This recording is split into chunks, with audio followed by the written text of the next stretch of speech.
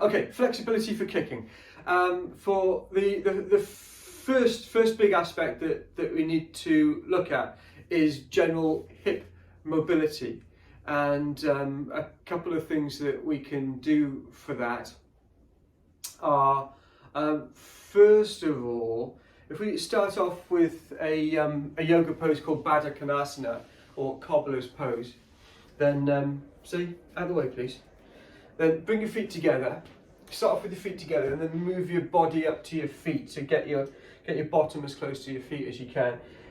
Catch hold of your feet, elbows at the tops of your calves, and the chin's lifted, so the gaze is forward and your spine is long, and just gently pushing into the calf muscles, just gently pushing into the calf muscles and stretching the adductors. Zay, get off please. Go on, off you go. Then from there, progression is to just move your energy forwards, bend the elbows and fold at the waist. Breathing nice and deep and long. Holding that and deepening on the exhales for say 10 or 12 breaths. Then come back to sitting, and if you physically catch hold of your knees and draw the knees together, because your adductors will be a bit stretched out, just have a little stretch out with the legs from there. Then take the same again. Before we go on to the next stage, the next thing to do, so Baddha Konasana first, and then a move called Rock the Baby. So take your foot into the crook of your elbow, say, go and lie down. Go. Imagine that your leg is a baby, and just draw the foot up towards your face as if you're going to give it a kiss. And rock the leg, opening the hip joint back and forth, increasing the movement.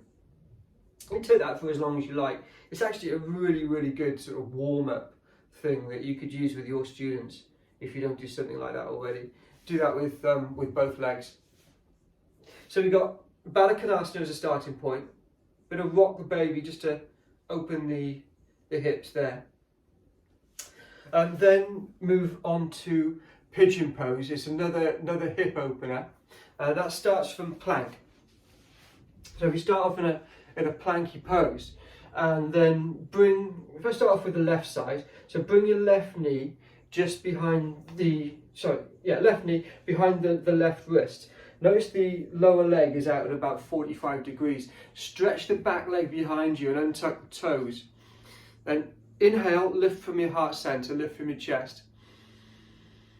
As you exhale, keep that uplift from the chest, but allow yourself to sink deeper into the hips. Sinking deeper. Notice my hips and my chest are square on, so don't let anything sort of sag off to the side. Keep it all nice and square.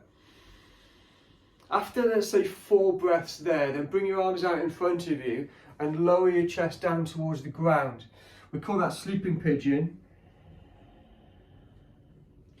Do that for at least 6 breaths, and do the same on both sides. Just swap over and do both sides. With the sleeping pigeon, then after your first couple of breaths in the pose, then start to really concentrate on relaxing your tummy, your thighs, your bottom. Just let everything relax so that the hip joint can open. You'll feel a little bit of discomfort there, but just a gentle discomfort, and you can sort of lie there with that, and that's good exercise. From there we can progress with our Baddha Konasana, with our cobbler's pose. So what you do is to again put the feet together and bring your body up to your heels. So there you go away please. Go on, off you go. Go. Good boy. Catch hold of your feet. Let your knees come down to a sort of natural resting point. Put your elbows onto your calf muscles. Now this time, again, just keep the gaze forward to keep the spine long. Now, with your elbows locked in place, start to squeeze your knees together with about 50% of your maximum power. Squeezing the knees together, squeezing the knees together. Do that for sort of 5 or 6 breaths. And then on an exhale, relax your knees, relax the inside of your legs, and allow the knees to come apart. What you'll find is that you've already, from that simple exercise of targeting your adductors, contracting your adductors, and then relaxing your adductors, that you'll have more flexibility there.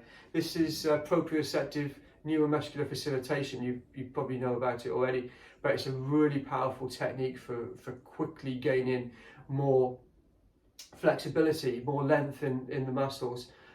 But you've got to be careful with it, because you have to take it easy and not do too much of it, not push it, because it can leave you a little bit more prone to injury.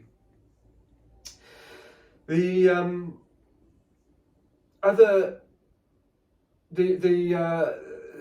also working with lengthening muscles and gaining flexibility, then when kicking, whether it's a front kick or a side kick, then it's one thing to get lots of knee height, but to actually extend the leg with that knee height requires good length in the hamstrings. And that's something that comes with time and just doing the same hamstring lengthening exercises again and again. So my favourite hamstring lengtheners, Zaydog, you need to move out of the way for me. Okay, you stay there. So extend your left leg out in front of you and tuck the right foot high up inside your thigh. Make sure you're all squared up, that your sitting bones are square and your chest is square. Then catch hold of the foot. If you can't quite catch the foot, then use like a martial arts belt or a strap of some kind, so you can catch hold as if you're catching hold of your foot. Inhale, gaze forward. Exhale, bend your elbows outwards and downwards. Now keep the gaze towards the foot. Don't worry about getting your head down on the knee, but this is about flexibility, about lengthening your hip extensors. Now that's going to enable you to get more knee height. We're breathing there. Now breathe, and on the exhales come down a bit lower. And then when you're doing 4 breaths, then inhale, create a shape with your fingers and your thumbs, and inhale, look through that diamond shape until you get right up to the sky, and then exhale as you fold again. Inhale, rising,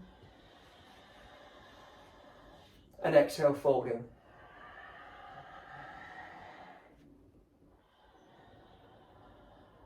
So the way that I do this, then hold. Hold for a further 3 breaths.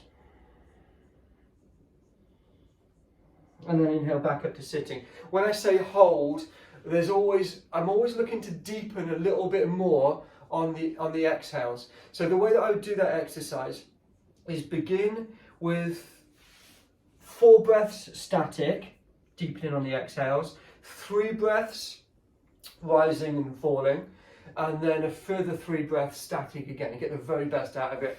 And then of course you've got to do the other side, or you'll be all lopsided for the rest of the day, if not for forever. Also on hamstring lengtheners, then a pose called pyramid pose is really, really useful. If you start off with your feet together and step 1 foot back about a metre, maybe touch more than a metre, get your hips all squared up, get your chest all squared up, straighten the legs, gentle lock out of the knees. Make that shape again with your hands, and inhale and lift your hands up in front of you. And then exhale, keep the legs straight as you bow down. Keep gazing forwards as you bow down, bowing down and down and down. Now, depending on how flexible you are, you can either support off the leg or support off the ground. When you get to the bottom of your pose, you can bow your head towards the knee. It's a really powerful hamstring lengthener.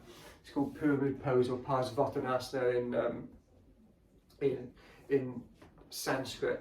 And again, I do that. I typically hold a pose, deepening the pose on the exhales for about 7 breaths.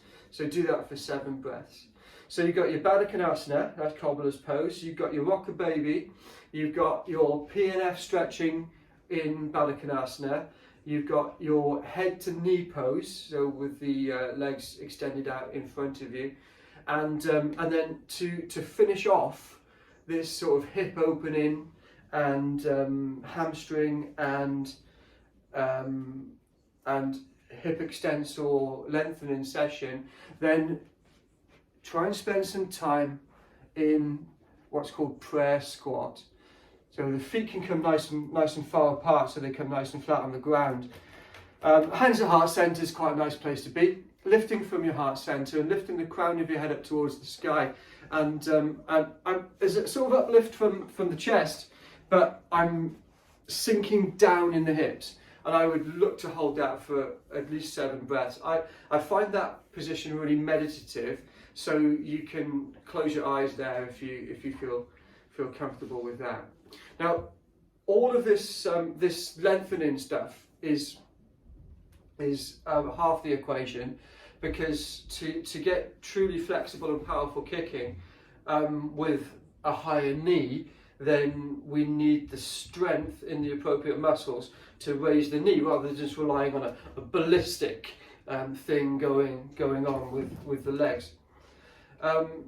So the muscles that we specifically need to target there would be the hip flexors and the hip abductors. So on the hip flexor side of things, then we've got your rectus femoris in the quadricep group, and any kind of knee raising exercise is going to work well for that. So just simply lifting the knee up there, and holding it and doing that several times. Maybe hanging from a bar and raising the knees up to the chest as much as possible. There's really good strength work for your hip flexors there, rectus abdominis in rectus femoris in particular. Catching hold of the knee, drawing it up towards the chest. That's good for flexibility, and you've got some contraction there going on in your rectus femoris, and then adding your hamstring flexibility to that. Straighten out the standing leg, catch hold underneath the foot, just underneath the toes and the ball of the foot, and then look to extend the leg so that the leg is fully extended and at least parallel with the ground. So working towards that, or including that as part of your set of exercises. Now, on the side kick side of things, then we need to develop some strength here in the tensor fasciae lata, also in the gluteus medius. A really good way to do that is to come down on the ground and do a modified side plank. Put the forearm on the ground and straighten out your body and balance upon the edge of the foot, and then just a straightforward sideways leg raise from there, looking to gain as much height as possible. You can feel that straight away in the tensor fasciae lata and in the gluteus medius. Look to hold that probably initially for 4 breaths, working up towards 7 breaths, and then coming back down, have a little free flow movement, and then look to do the other side. That combination of developing flexibility in the hips, getting some length in the back of the body, in the glutes, in the hamstring group, and then combining that with increasing the strength in the appropriate muscles, that is, I believe, the way to develop powerful, flexible kicking. I hope that helps, mate.